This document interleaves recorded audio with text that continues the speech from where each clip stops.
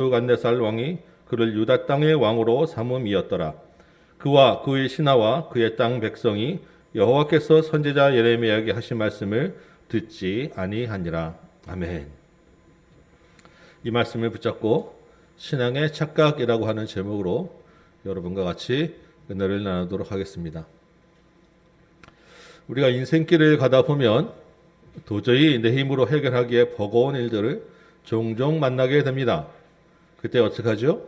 믿는 우리는 하나님의 도우심을 구하죠. 그리고 또 다른 이들에게도 기도의 부탁을 합니다. 물론 꼭 어려운 일이 아니더라도 우리가 수시로 하나님을 찾고 기도 제목을 주고받기도 합니다. 정말 신학의 좋은 자세이고 당연한 우리의 태도입니다. 그런데 그렇게 하나님을 찾고 기도 제목을 나누는 가운데 종종 빠지기 쉬운 착각이 있습니다. 뭐가 있습니까?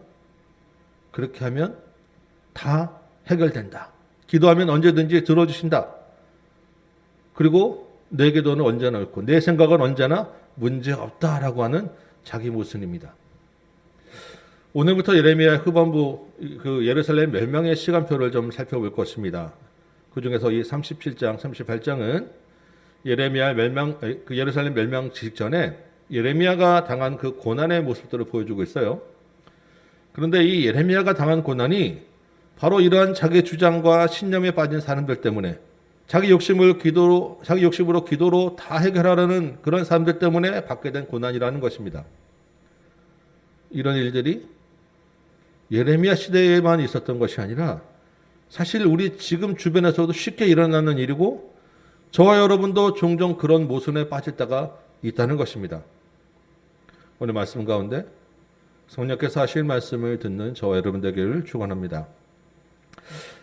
우리 앞에까지는 지난주까지 보면 이 예레미야서가 여호야김이라고 하는 왕과 시드기야라고 하는 왕 사이를 왔다 갔다 계속 번갈아 이렇게 좀 순서가 좀 엇갈렸는데 오늘부터는 예루살렘의 멸망의 이야기가 시간 순으로 쭉 진행됩니다.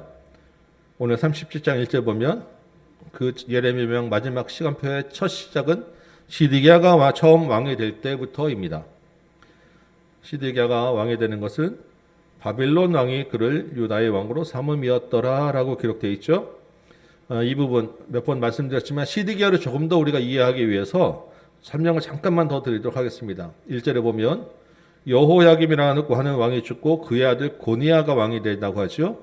이 고니야라고 하는 사람이 여호야긴이라고 하는 왕입니다. 이스라엘의 왕은 다윗의 후손이 왕이 됩니다. 그래서 그 아들이 왕이 되는 것이 아주 당연하고 자연스러운 일이에요. 그런데 이때 당시의 신흥 강대국이었던 바벨론이 쳐들어와서 이 새로 된 이 여호야긴이라고 하는 왕을 바벨론으로 끌고 가는 거예요. 왕이 된 지 석 달밖에 안 됐습니다. 그리고 이 대신의 왕으로 세운 사람이 시드기야인 거예요. 여호야긴이라고 하는 정통성을 가진 왕의 삼촌이 되는 시드기야가 그냥 얼떨결에 왕이 된 것입니다. 그러니까 이 시드기야는 처음부터 끝까지 바벨론의 꼭두각시 노릇하도록 세워진 왕이라는 거예요. 그런데 그 당시에 그 신하들은 이스라엘의 그 관료들, 고관들은 이런 꼭두각시가 당연히 좋지 않겠죠. 정통성을 훼손시켰으니까. 그리고 이 사람들은 갑자기 바벨론이 쳐들어와서 나라를 어지럽게 했으니까 바벨론도 좋아하지 않았어요. 그래서 이 신하들은 애굽을 의지했습니다. 애굽의 군대를 힘을 빌려서 바벨론을 몰아내지. 그러니까 이 시드기야는 바벨론이 시키는 대로는 해야 되는데 신하들은 말은 안 듣고 힘은 없고 가운데 끼어 있는 아주 어려운 시기에 어려운 역할을 하는 정말 힘들었던 왕이었다라는 그런 이해를 좀 가지고 오늘 말씀을 좀 봐야 되는 것입니다. 그런데 2절 보니까 하나님은 다르게 평가를 하세요. 시드기야나 그의 신하나 그 땅의 백성들이 여호와께서 선지자 예레미야에게 하신 말씀을 듣지 않았다라는 것입니다. 바벨론 편, 애굽 편 다 필요 없고 그 시대가 하나님의 말씀을 듣지 않았다 이런 것이 하나님의 평가라는 거예요. 하나님의 심판은 코앞에 닥쳐 있는데 왕부터 신하까지 각각 자기 생각에 빠져서 하나님의 말씀을 듣지 않았다라고 하는 것이 하나님의 종합적인 평가였다는 것입니다. 그 내용들이 이제 실제로 어떻게 진행되는지 보겠습니다. 3절 볼까요? 시드기야가 신하와 제사장을 예레미야에게 보냅니다. 그래서 자기들을 위해서 하나님께 기도해달라고 요청하는 장면이 나와요. 이때 상황이 뭐냐? 바벨론 군대가 예루살렘을 에워쌌기 때문입니다. 왜 바벨론으로 쳐들어왔을까요? 시드기야가 결국 애굽 그 신하들의 요청이 뭔지 가서 애굽을 의지하도록 배반했기 때문이에요. 이건 앞에 21장에서도 한번 나왔습니다. 21장 2절에 보면 여호와께서 기적을 일으켜서 바벨론이 떠나가게 해달라고 시드기야가 기도해달라고 요청하는 내용이 나와요. 그러니까 이게 멸망을 한 1년 정도 앞둔 그런 시점입니다. 국가의 존망이 걸린 이 중요한 시기에 왕이 하나님께 도움을 요청하는 것은 너무나 당연한 일이고 바른 자세이죠. 마치 과거에 히스기야라고 하는 왕이 아수르의 공격을 받고 하나님 앞에 무릎 꿇고 엎드려서 기적을 경험한 사건을 떠올리게 합니다. 아마 시드기야도 그 기억을 살려서 이번에도 기적을 베풀어 주세요 하는 마음이 있었을 거예요. 그때 5절 보니까 마침 애굽의 군대가 바벨론 뒤를 치러 나와서 바벨론이 갑자기 포위를 풀고 물러납니다. 시드기야가 어떤 생각이 들었을까요? 내가 기도 요청을 하니까 바벨론이 물러나는구나. 기도하면 되는구나. 회복과 희망에 대한 그런 꿈을 좀 가졌을 것 같아요. 그런데 6절에서 10절에서까지 예레미야를 통해서 주어진 하나님의 말씀은 그들의 기대와는 완전 다른 말씀이 주어진 거예요. 애국 군대는 돌아갈 것이고 바벨론 군대가 다시 온다는 것입니다. 그리고 예루살렘은 이제는 더 기다릴 것 없이 멸망하고 불타버릴 것이고 시드기야는 끌려가게 된다라고 하는 심판의 말씀, 절망의 메시지가 떨어진 것입니다. 왜? 하나님의 말씀을 듣지 않았기 때문이라는 거예요. 여러분 지난주 본문 기억하십니까? 아까도 나왔죠. 이때 바벨론 군대가 물러났을 때 어떤 일이 있었어요? 히브리 민족을 노예로 삼았던 히브리 민족을 풀어줬다가 다시 잡아들이는 일이 있잖아요. 시드기야가 한편으로는 기적을 기대하며 하나님께 기도 요청하고 한편으로는 노예를 풀어줬다가 다시 잡아들이고 하나님이 시드기야의 기도를 들어주실 수 있었겠습니까? 시드기야와 백성들이 온전한 믿음과 회개를 보였다고 이야기할 수 있겠냐는 것입니다. 11절 한번 볼까요? 조금 이제 또 이야기가 진행됩니다. 그때 잠시 포위를 풀었을 때예요. 예레미야가 고향 땅으로 갑니다. 아마 감옥에 갇혔다가 땅 샀잖아요. 그 땅 확인하고 보러 간 것 같아요. 그런데 성을 나서는데 그 성을 지키던 문지기가 예레미야를 딱 체포한 거예요. 못 가게 잡아들었습니다. 왜? 예레미야가 맨날 바벨론에게 항복하라고 이런 얘기하고 다니니까 예레미야가 지금 바벨론에게 항복하라고 하는구나 라고 오해를 한 거예요. 아무리 예레미야가 아니다 해도 듣지 않고 고관들에게 끌려갔습니다. 그리고 고관들이 예레미야를 감옥에 가둬버렸어요. 웅덩이에다가 집어넣어 버린 것입니다. 일종의 지하 감옥에다 집어넣어 버린 거예요. 시드기야가 그 얘기를 듣고 사람을 보내서 예레미야를 불러와요. 그리고 비밀이 묻습니다. 여호와께 받은 말씀이 없느냐? 하나님 뭐라고 하시느냐? 왜 비밀이 묻었겠습니까? 신하들이 두려워서. 마음속에 시드기야는 아마 항복하고 싶은 마음이 있었던 것 같아요. 그런데 신하들 눈치 보느라 차마 말을 못하겠고 혹시 하나님이 좀 그래도 풀어주게 한 그런 희망이 있으니까 혹시 좀 어떻게 잘 되고자 하는 그런 얘기 안 하셨을까? 기대했던 것이죠. 그런데 예레미야가 17절에 뭐라고 합니까? 왕이 바벨론의 손에 넘어지리이다. 달라진 게 없습니다. 지금껏 하나님이 주신 말씀 그대로 될 거라는 거죠. 그러면서 예레미야가 한마디 더 하죠. 왕이시여, 지금껏 바벨론이 오지 않는다고 거짓말한 선지자는 다 어디 있습니까? 따지는 거예요. 나 말고 지금 그 예언대로 된 일이 누가 있느냐는 거죠. 그러니까 나를 좀 풀어달라고. 예레미야도 억울하고 원통하잖아요. 예레미야도 사람인데. 시드기야가 그 정도 말을 묻고 들었으면 결단하고 행동을 바꿔야 되는데 결단을 못하고 그래도 예레미야는 구해줘야 되겠으니까 감옥 그 구덩이에서는 끌어와서 시대 뜰 안에 둡니다. 일종의 가택 연금 비슷하게 가다 놓은 거예요. 그리고 먹을 떡을 주면서 뒤에다 이렇게 보호하고 있었습니다.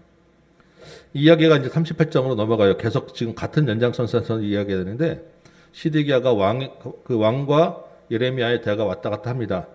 37장과 38장이 어떻게 보면 다른 사건인 것 같기도 한데 사실은 한 사건을 가지고 다른 각도에서 좀 더 길게 이야기한 사건이 아닌가 사실 보여집니다. 근데 뭐 그렇게 중요하진 않아서 그냥 이야기 본문 따라 가겠습니다. 2절에 보면 예레미야가 어쨌든 뜰에 있든 감옥에 운동에 있든 어디에 있든지 간에 계속해서 여전히 바벨론에게 항복해야 된다라고 이야기하고 다니는 거예요. 그리고 예레미야가 바벨론에게 항복해라라고 하는 이야기가 사람들을 통해서 백성들에게 계속 전파되고 있는 것입니다. 당시 고관들은 어떻게 했다고요? 어떻게든 버텨서 애굽의 힘을 빌려서 바벨론을 물리치려고 하고 있는데 예레미야가 자꾸 백성들의 마음에 김 빠지는 소리를 하고 있으니까 예레미야는 가만두면 안 되겠다라고 이제 생각한 것입니다. 그래서 왕에게 가서 예레미야를 그냥 두면 안 되니까 예레미야를 죽이십시다라고 막 따지고 건의를 한 것입니다. 왕이 실권이 없잖아요. 왕이 신하들에게 너희들 좋은 대로 해라. 난 모르겠다라고 빠져버려요. 그래서 신하들이 예레미야를 다시 어떻게 하냐면 물은 차 있지 않지만 그 속에 그 진흙만 가득 차 있는 구덩이에다가 던져버립니다. 근데 그냥 막 던져버리면 떨어지다가 또 부딪혀 죽으니까 줄에다 매달려서 살살살살 내려서 밑에다가 딱 던져놓고 줄은 걷어 올려버리고 못 나오게 한 거예요. 예레미야는 그 밑에 막 진흙 그 구덩이 그 더미 안에 빠져가지고 축축하지 먹을 건 없지 어둡지 괴로운 가운데 있는 거죠. 이 신하들이 자기들 손으로는 피 흘리고 싶지는 않았던 거예요. 혹시 예레미야가 하나님의 사람이면 안 되니까. 그러니까 저를 가둬놓고 저절로 죽게 만들어 놓은 것입니다. 7절에 보니까요. 그때 왕궁행 넷이 구스인 에벤멜렉이라고 하는 사람. 넷이는 왕을 이제 보좌하는 사람이에요. 이 사람이 예레미야가 구덩이에 빠진 걸 알고 급히 왕에게 달려갑니다. 예레미야 저대로 두면 예레미야 죽습니다. 왕이 여기서 빨리 건져내셔야 됩니다. 왕이 또 그 얘기를 듣고 마음이 또 약해져가지고 사람을 보내서 예레미야 끌어올리게 하죠. 근데 밑에 있으니까 낡은 옷과 천을 다 꺼내서 묶어가지고 줄을 내려서 다시 겨드랑이에 묶고 30명이 달라붙어서 그 줄을 끌어올려가지고 간신히 예레미야를 구해냅니다. 이 구스인이라고 하는 이디오피아인 이방인은 하나님의 말씀을 알고 예레미야를 구해내는데 정작 동족들은 하나님의 말씀을 무시하고 지금 예레미야를 죽이려고 하는 대조로 보이는 아주 이상한 장면인 거예요. 14절 보니까 왕이 또 예레미야를 데려오게 합니다. 그리고 이제 어떻게 될 것 같냐? 하나님이 또 하신 말씀 없냐라고 또 묻는 거예요. 이 묻는 마음이 뭐겠어요?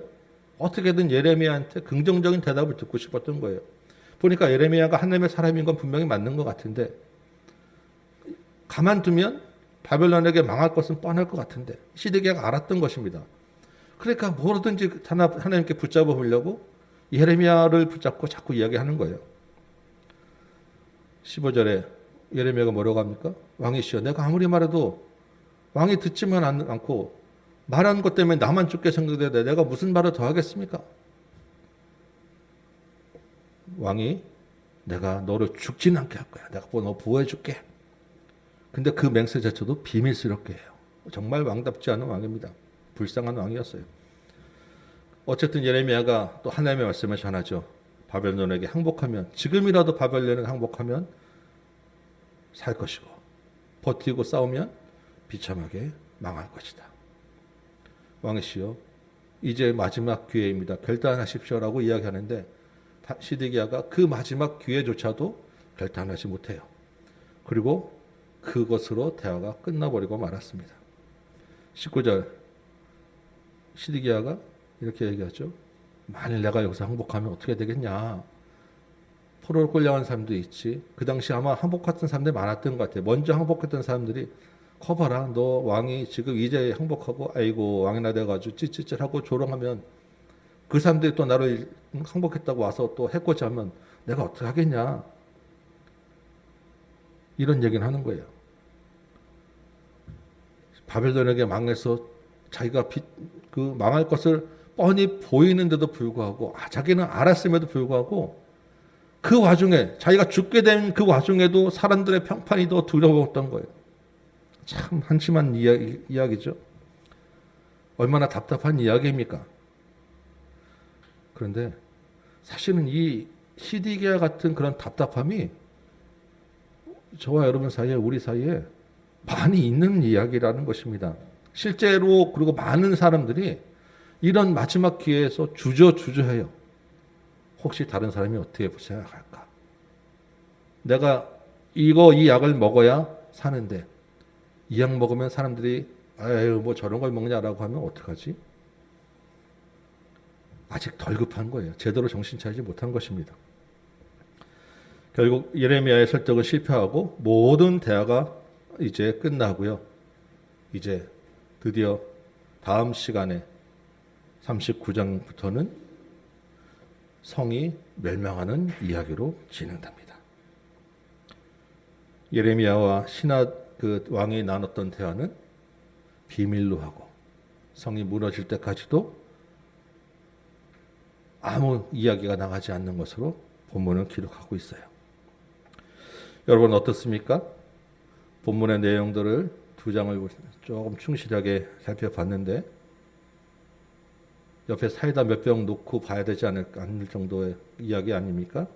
그야말로 고구마 먹고 취한 것처럼 얼마나 답답한 내용입니까?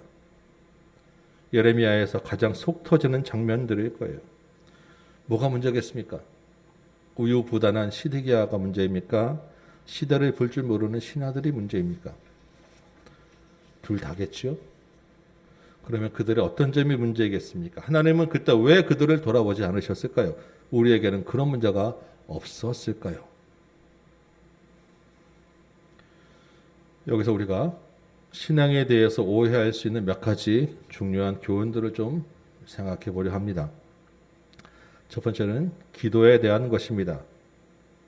도저히 사람의 힘으로는 어떻게 할 수 없는 절대정명의 위기 앞에서 시드기야가 하나님을 찾고 기도 요청하는 것은 참 좋은 자세였어요. 아까 말씀드렸죠. 그런데 중요한 것은 그 기도가 응답되지 않았다는 것입니다.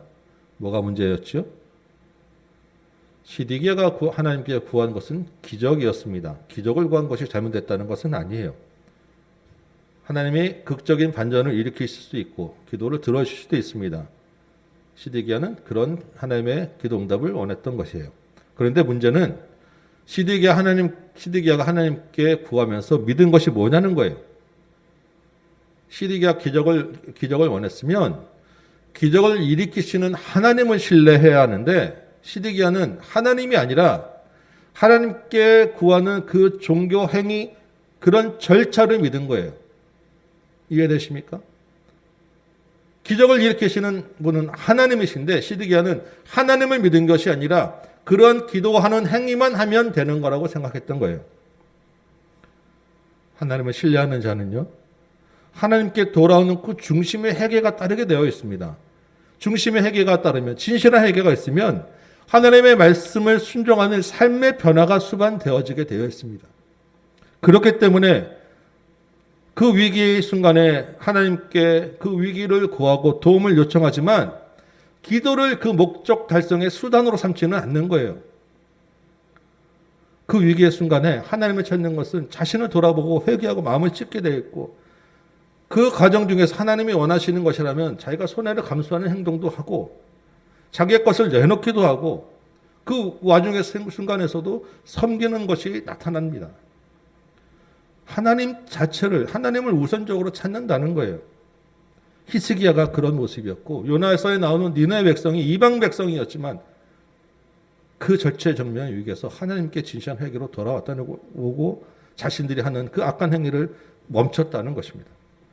그런데 시드기야와 그 당시의 고관 백성들은 어떻게 했냐고요? 도움을 요청했죠. 종교 행위는 했어요. 이제 됐으니까 나는 하나님의 말씀에 따르는 진실한 그 삶의 변화가 아니라 다시 노예를 잡아들이는 행동을 하고 있었던 것입니다. 항복하라고 하는 하나님의 말씀을 전혀 듣지 않아요. 그건 머릿속에 있지도 않는 것입니다. 언제든지 자기들이 어떤 마음과 행동을 하든 기도라는 종교 행위만 있으면 하나님이 들어주신다고 생각했던 거예요.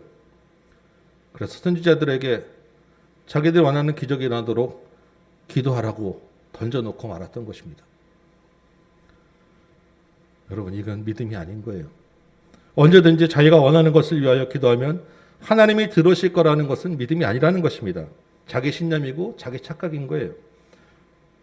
여러분, 이런 현상을 우리가 어떤 사람들에게 많이 보는지 아십니까? 나는 새벽 예배 자주 다녀. 매일 새벽 예배 다녀. 나는 철야 예배 많이 해.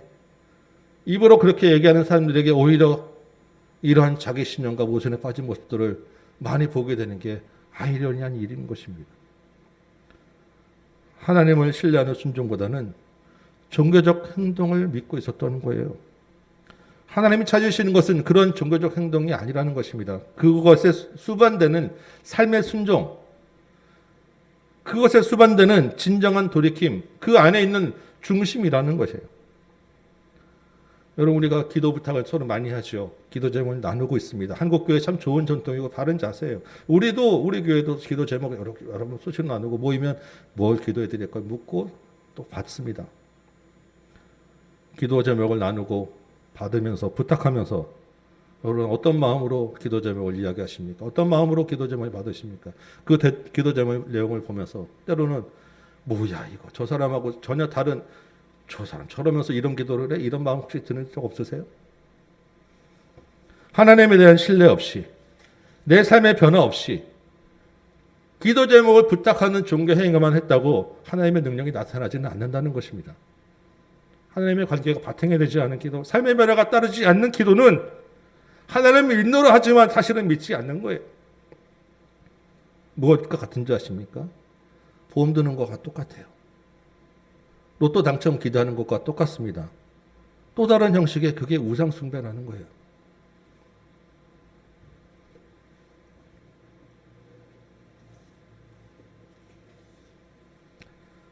지금 우리 교회에 당면한 큰 기도 제목 있죠? 이노영 집사님과 요양병원을 위한 기도입니다. 금요일 날도 엊그제 금요일도 기도하면서 정말 절박하게 우리 같이 기도했었어요. 이야기를 쭉 들으니까 우리 이노영 집사님 2번의 검사에서 모든 음성이 나왔습니다. 집으로 돌아갈 수 있는 기회가 있었고 많은 사람들이 돌아갔어요. 그렇지만 집사님이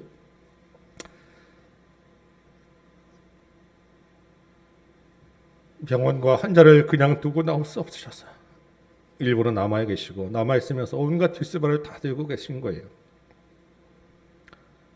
우리에게 구체적인 기도 제목을 올리셨죠? 집사님의 그 하루하루가 한 시간이 정말 절박하고 힘든 상황에서 주시는 기도 제목들이에요. 그 이야기를 듣고 그 구체적인 기도 제목을 보며 기도하는데 정말 마음이 너무 아프고 힘들고 감동이 되기도 하고 눈물이 나는 것입니다. 그 집사님의 말씀과 그 집사님의 그 삶 가운데서 하나님이 보이지 않습니까? 하나님에 대한 신뢰와 그 삶의 순종을 그 안에서 하나님이 기뻐 받으실 줄 믿습니다. 그리고 그 순종과 섬김을 통해서 그 가운데서 복음이 분명히 열려지게 될 것이고 하나님의 영광 받으실 줄 믿습니다. 시드기야의 그 기도와 너무나도 다르지 않느냐는 것입니다. 여러분도 같은 마음을 가지고 같이 섬기며 기도해 주시기 바랍니다. 하나님의 은혜로 보호해 주실 것이고 그 가운데 복음의 빛이 반전히 드러나게 될 것입니다. 여러분, 믿음의 기도는 이런 것이는 거예요. 두 번째 우리가 생각해야 될 것은 하나님을 안다는 것이 뭐냐는 거죠. 시드기야를 보면 예레미야에게 기도 요청도 하고 몇 번이나 불러서 따로도 묻고 하나님의 말씀을 못 알아듣지 않았다는 거예요. 하는 행동을 보면 하나님 이런 거 기뻐하시는구나 라는 것도 알았던 것 같습니다. 예레미야의 말이 진짜 하나님의 말씀이라고도 생각했어요. 그대로 된다는 것도 알았어요. 그런데 왜 행동이 따르지 않냐는 것입니다. 37장 2절 말씀 때문에 그런 거예요. 하나님의 말씀을 듣지 않았다. 하나님의 말씀을 알았는데 하나님의 평가는 하나님의 말씀을 듣지 않았다는 것입니다. 왜 그런 이야기를 하겠습니까? 자신을 둘러싸고 있는 상황과 환경, 사람들에게 눌려서 그런 거예요. 애굽을 의지하는 고관 신한들의 압박에 눌렸습니다. 왕이 항복하는 게 말이 되느냐고 하는 명분에 밀렸어요. 먼저 항복한 사람들의 조롱과 평판에 마음이 뺏겼습니다. 나라가 망하고 백성이 죽게 생겼는데, 자기가 죽게 생겼는데 왕이 그렇게 우유부단해서 신하들에게 끌려가면 어떻게 하겠냐고요.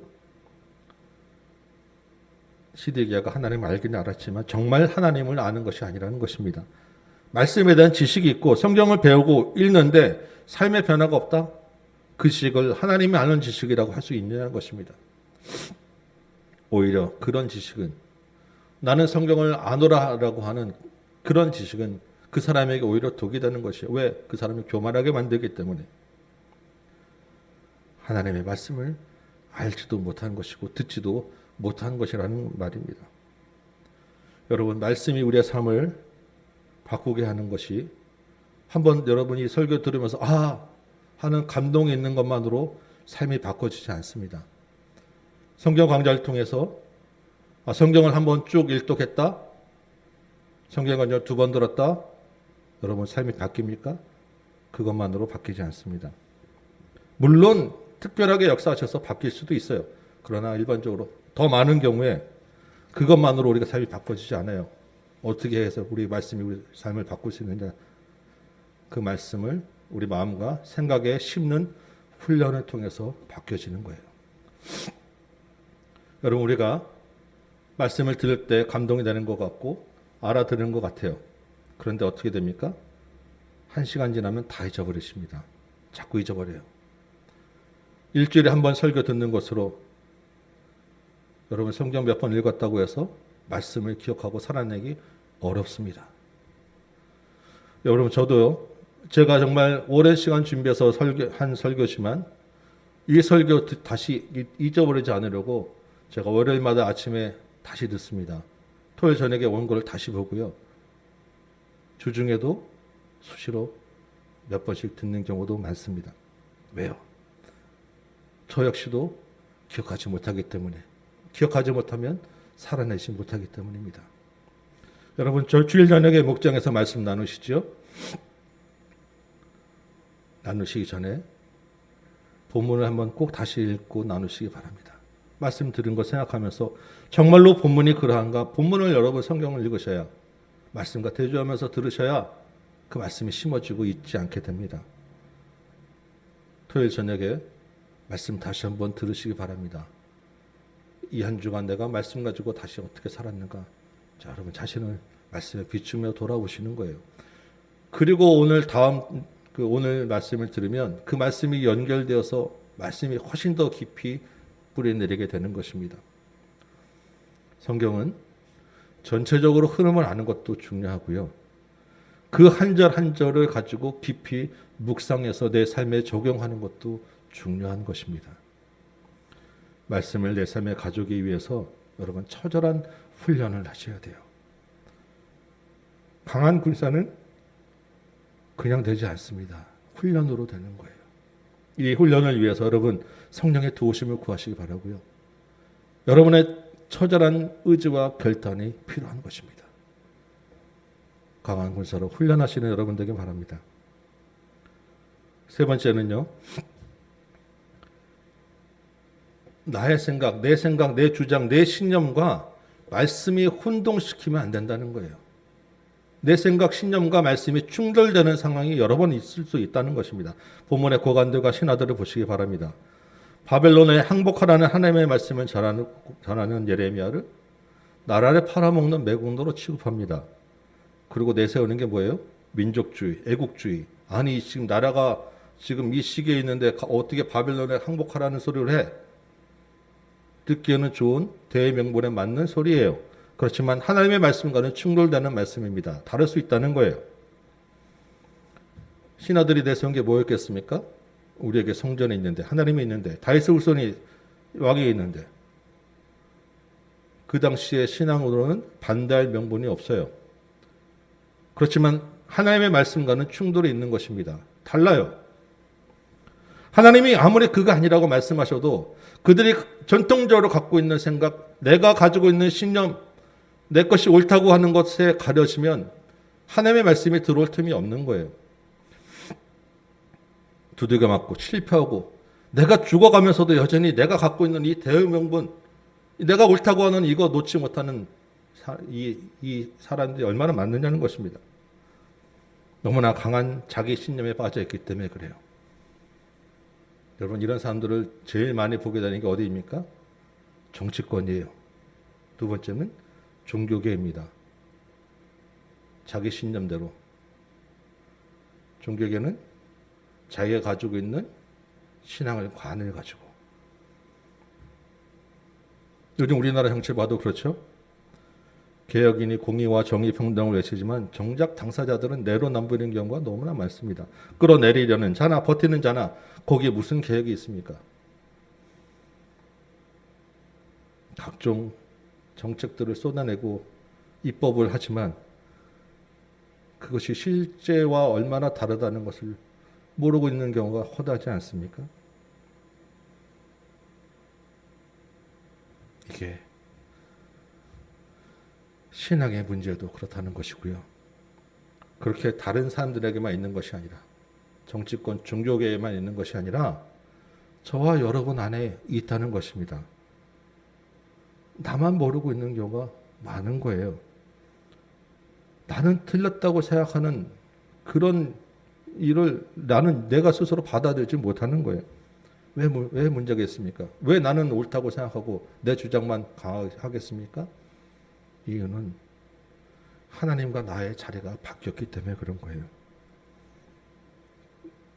주인의 자리에 아직 내가 있기 때문에 하나님의 말씀이 들리지 않는 것입니다. 내 생각, 내 주장은 언제나 옳게 되는 거예요.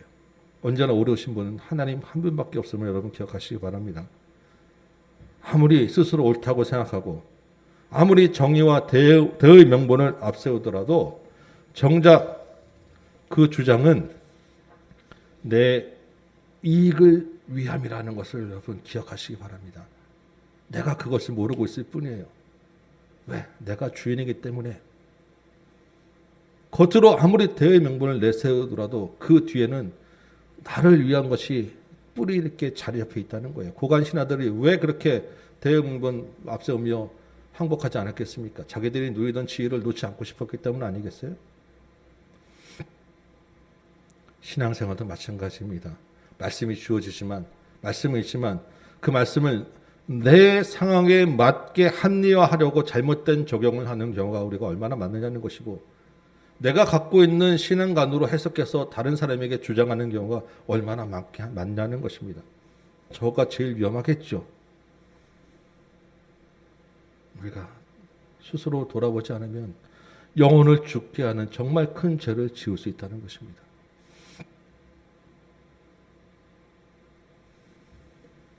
종합해 보면 결국 본문에서 알 수 있는 신앙의 오해, 이러한 잘못된 믿음이 어디서 나왔냐는 거예요.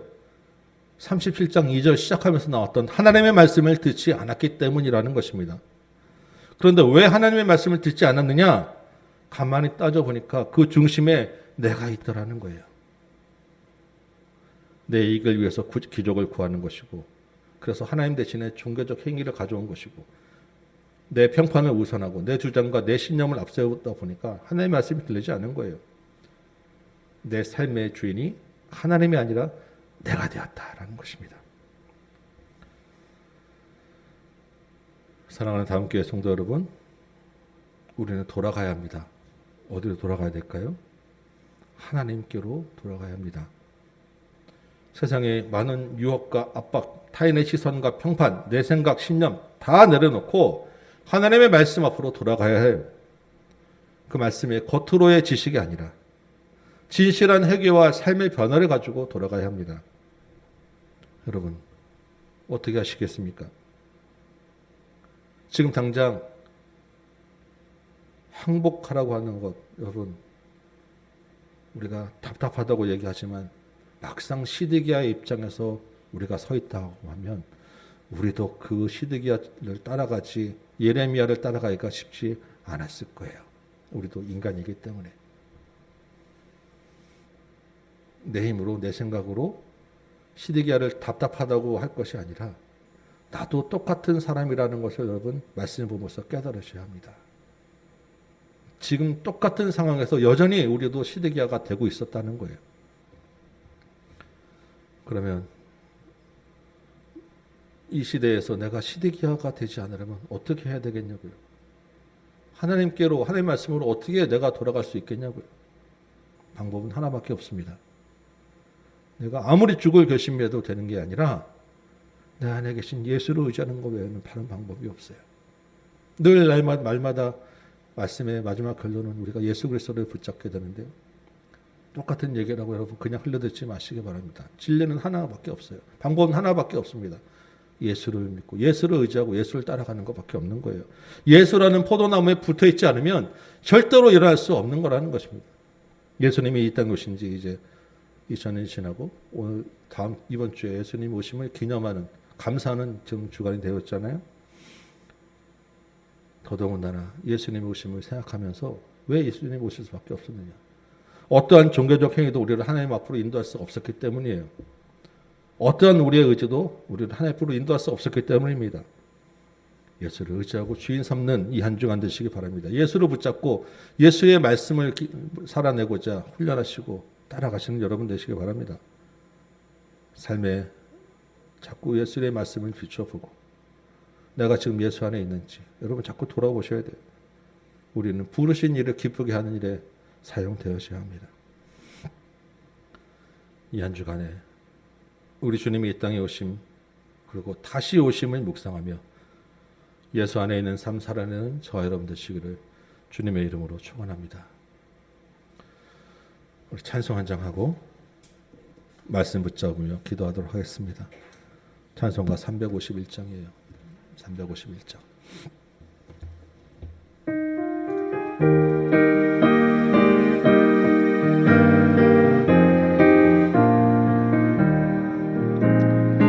믿는 사람들은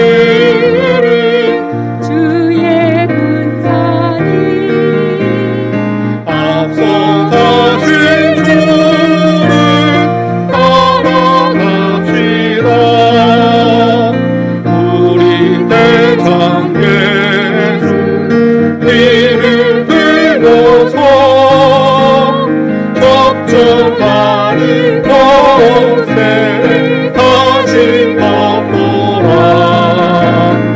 믿는 사람들은 주의 군사니 앞서가신 주를 따라갑시다. 원수 마귀보는 쫓겨가기를 예수 이름 들고 범인함이라. 우리 찬송 들고 기어 달리니 형제들아 주를 찬송합시다.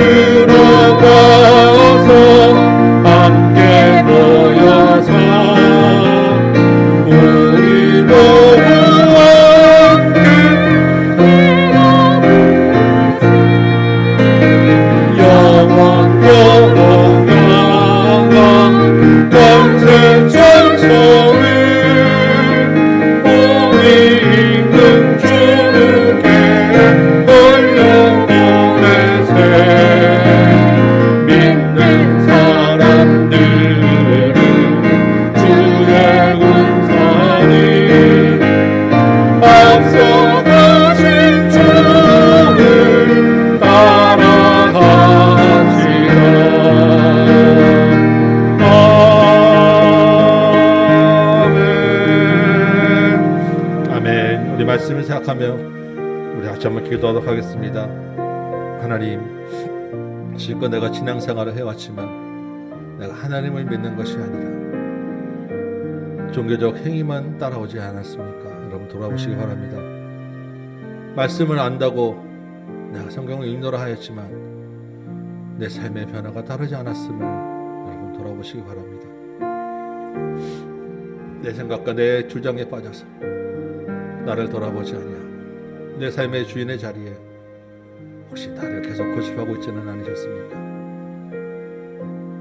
이 시간에 말씀을 붙잡고 의지하며 기도하셔서 이제는 내 삶의 주인이 내가 아니라 예수님이 됨을 고백합니다. 여러분 결단하시고 예수여 나를 인도하여 주옵소서. 우리 한번 다시 한번 기도하도록 하겠습니다. 기도합니다.